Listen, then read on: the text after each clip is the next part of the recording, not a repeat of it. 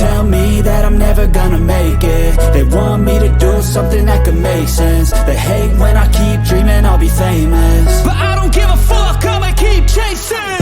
I got all this potential that's deep inside of me, but they hate when you're successful cause they try to be. They sit there being judgmental because you're trying things, and they just want you to settle and do the right thing. So get a good job, don't slack off. Wake up every morning, make a good impression on your boss.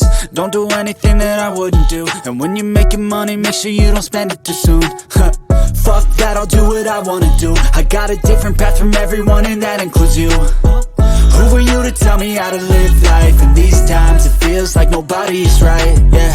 So I'ma figure out what else we succeed, and then invest all of my time into that and proceed. I need whatever the hell could make me happy, and I don't think you have a clue what could that be. They tell me that I'm never gonna make it. They want me to do something that could make sense.